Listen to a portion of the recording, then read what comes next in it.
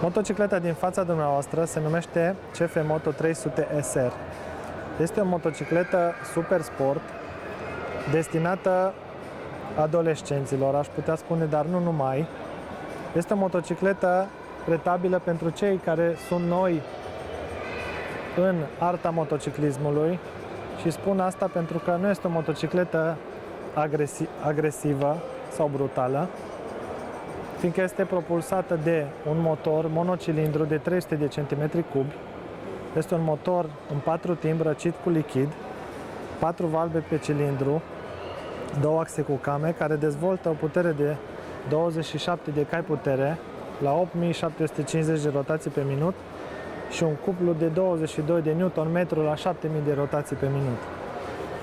Motocicleta de față este disponibilă în 4 variante de culori: alb, negru, portocaliu și albastru.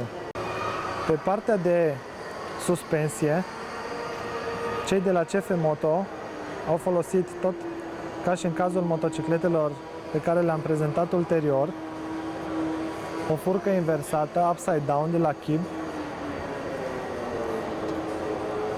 iar pe partea de frânare regăsim pe partea din față un etrier cu 2 pistonașe, iar în spate un etrier cu un singur pistonaș.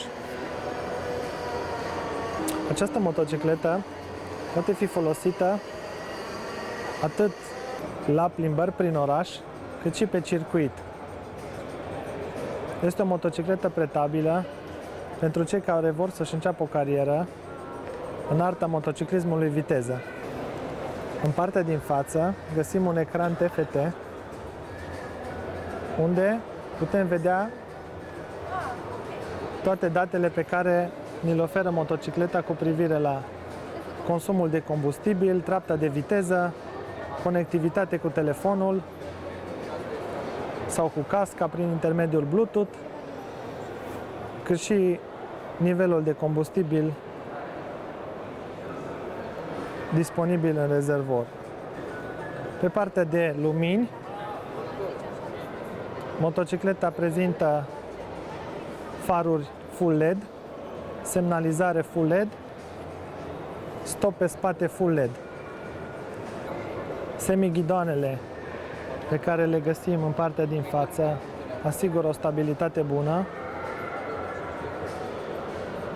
iar poziția pe motocicletă oferă o senzație foarte sportivă de pilotaj.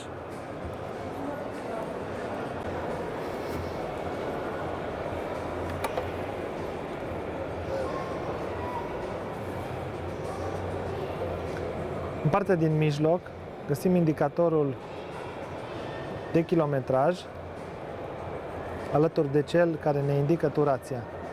În partea din dreapta putem găsi informații cu privire la nivelul de combustibil rămas în rezervor, cât și temperatura lichidului de răcire. În partea din stânga, pe margini, găsim indicatoarele pentru activarea luminii de poziție, cât și pentru nivelul de combustibil pe partea dreaptă. Cele două moduri de condus le activăm din butonul aflat pe panoul pe blocul de comenzi din partea stângă.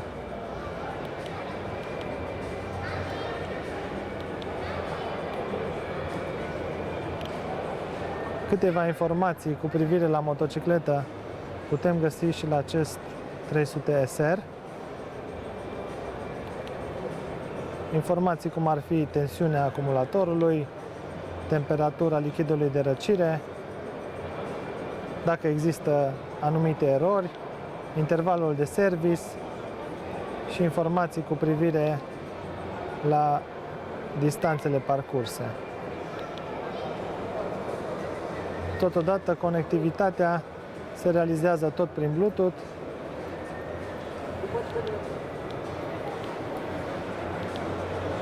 Iar pe partea de setări avem diferite funcții